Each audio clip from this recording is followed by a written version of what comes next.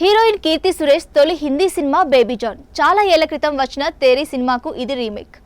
వరుణ్ ధావన్ ప్రధాన పాత్రలో నటించారు. కీర్తితో పాటు వామికా గబ్బి హీరోయిన్ గా నటించింది. ట్రైలర్ తోనే ఫుల్ ఆన్ యాక్షన్ ఎంటర్టైనర్ చూడబోతున్నాం అనే హింట్ ఇచ్చారు.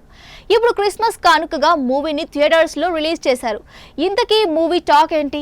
ఆడియన్స్ ఏమంటున్నారు? సినిమాకు పాజిటివ్ టాక్ అయితే వచ్చింది, కానీ మరీ సూపర్ బంపర్ అనేలా అయితే లేదు.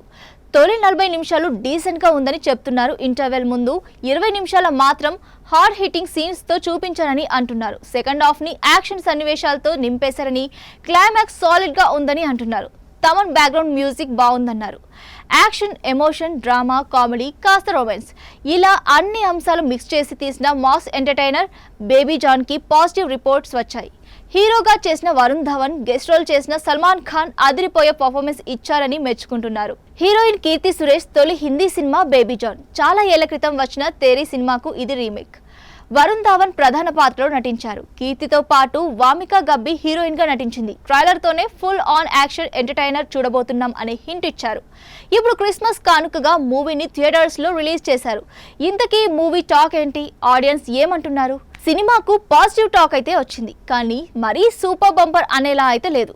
తొలి 40 నిమిషాలు డీసెంట్ గా ఉందని చెప్తున్నారు. ఇంటర్వెల్ ముందు 20 నిమిషాల మాత్రం హార్డ్ హిట్టింగ్ సీన్స్ తో చూపించారని అంటున్నారు. సెకండ్ హాఫ్ ని యాక్షన్ సన్నివేశాలతో నింపేశారని, క్లైమాక్స్ సాలిడ్ గా ఉందని అంటున్నారు. Thaman background music బాగుందన్నారు.